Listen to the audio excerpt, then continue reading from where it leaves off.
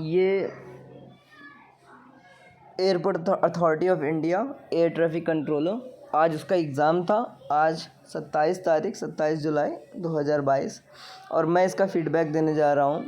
पहली बात ये है कि मुझे ना थोड़ा सा अपना कोर का ब्रशअप करना था, है ना, इसलिए मैंने इस पेपर को दिया था। तो ये जो मैसेज है, ये जो फ़ीडबैक है, ये उन लोगों के लिए फ़ायदेमंद होगा जो लोग अभी थर्ड ईयर में हैं, ग्रेजुएशन के थर्ड ईयर में हैं, ठीक है ना, या फिर ये उन लोगों के लिए जो इसके लिए अगले साल प्रिपेयर करेंगे और इस बार छूट गए हैं देने से, एग्ज़ाम देने से, ठीक है। तो here is my feedback. Question इसमें 120 क्वेश्चन होते हैं।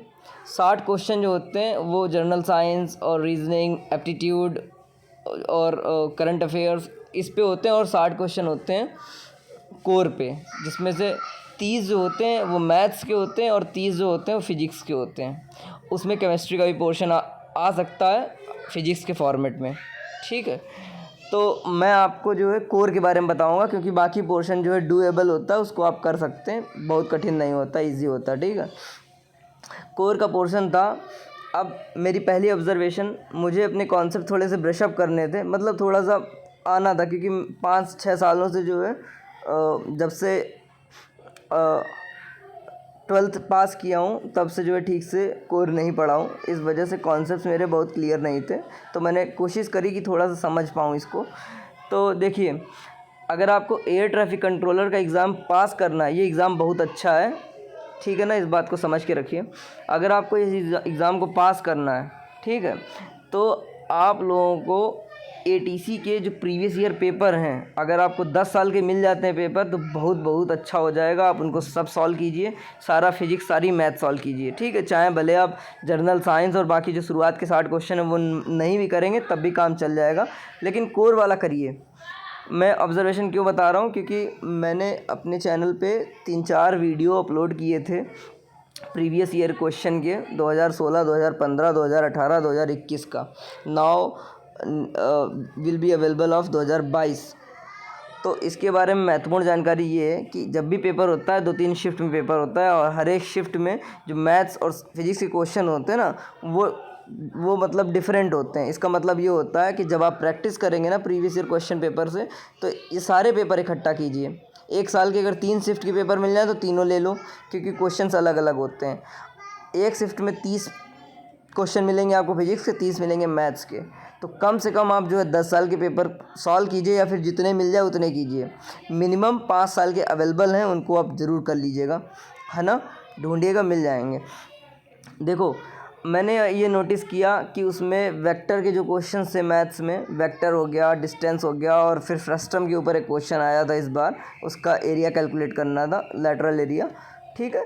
और फिर और क्या मैथ्स में एक आया था डिटर्मिनेंट, यानी कि मैट्रिक्स से, है ना, मैट्रिक्स का क्वेश्चन आया था। कोफैक्टर मैट्रिक्स किसको बोलते हैं, उससे उसके ऊपर एक क्वेश्चन आया था। आसान से क्वेश्चन थे, है ना। और बताओ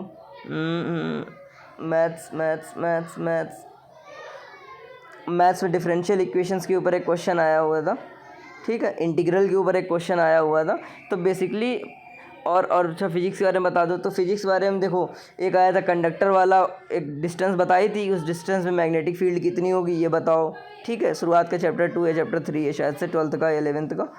और उसके ऊपर एक आया था क्लोजेस्ट अप्रोचेबल डिस्टेंस का, वो होता ना कि एक अल्फ़ा पार्टिकल जाता है किसी न्यूक्लियस को हिट करने, तो कितना क्लोजली वो जो है मूव करेगा, उसका एक फार्मूला अवेलेबल है।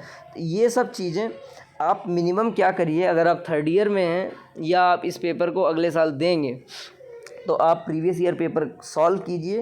प्रीवियस ईयर पेपर में जितने variety of question, for example इस बार आया था एक क्वेश्चन कनकेव मिरर के ऊपर, तो कनकेव मिरर के ऊपर लास्ट ईयर ऑलरेडी पूछे हुए हैं। तो मेरा फीडबैक का मतलब ये है कि आप लोग ये समझ पाएँ कि आता क्या है, और डरना नहीं है इस पेपर से। अगर आप कोर आपका स्ट्रांग है ना, तो आप इसकी तैयारी कर सकते हैं। इसकी सैलरी बहुत अच्छी है, एयरपोर्ट अथॉरिटी ऑफ इंडिया की एयर ट्रैफिक कंट्रोलर की जो पोस्ट है, उसकी सैलरी बहुत अच्छी है। अगर आपको इसके लिए प्रिपेयर करना है तो सही में आपका ना गोल क्लियर होना चाहिए। फॉर एग्ज़ाम्पल ये मेरा गोल नहीं है, बस मुझे थोड़ा सा कॉन्सेप्ट क्लियर करने थे, इस वजह से मैंने भर भी दिया था और मैं पेपर भी दे दिया। इसके लिए मैंने थोड़ा सा प्रैक्टिस भी की थी। फिजिक्स के क्वेश्चन मैंने करीब 125 क्वेश्चन या 120 क्वेश्चन के आसपास जो है सॉल्व किए थे प्रीवियस ईयर क्वेश्चन पेपर से उठा करके और मिलते जुलते क्वेश्चंस को ले करके। तो अगर आपको करना है तो आप ना क्लास 11th और 12th फिजिक्स और मैथ्स पूरी कर लीजिए। उसके बाद केमिस्ट्री के जो कॉन्सेप्ट है ना एटॉमिक थ्योरी से रिलेटेड, वो आप पढ़ लीजिए। अगर इतना पढ़ लेंगे तो मैं दावे के साथ कह रहा हूँ कि आपका एग्ज़ाम पास हो जाएगा, क्योंकि ये एग्ज़ाम जो है प्रिटी मच डूएबल। बस आपसे डिमांड करता है कि 11th और 12th की जो है कॉन्सेप्ट आपके क्लियर होने चाहिए, है ना। तो ये रहा मेरा फीडबैक। मतलब देखिए, सारे जो है क्वेश्चंस होते हैं ना वो रिपीटेड उनके कॉन्सेप्ट होते हैं। फॉर एग्जाम्पल कॉन्वेक्स मिरर का जो आया था, सॉरी कनकेव मिरर का जो आया था, फिर इलेक्ट्रोस्टैटिक फील्ड का जो आया था, मैग्नेटिक फील्ड का जो आया था, वेक्टर मल्टीप्लिकेशन वाला आया था कि बोला था कि मैग्नेटिक फील्ड जो है वो वाई डायरेक्शन में है, तो बताओ इलेक्ट्रिक फील्ड कौन से डायरेक्शन में होगी। ठीक है, फिर कोफैक्टर मैट्रिक्स, मतलब सब रिपीटेड कॉन्सेप्ट होते हैं, लेकिन कुछ कम समय में इसकी तैयारी नहीं कर पाओगे आप। आपके दिमाग में ऑब्जेक्टिव क्लियर होगा तो आप साल भर इसकी प्रिपरेशन कीजिए और आप इसको कर लोगे। ठीक है, ऑल द बेस्ट।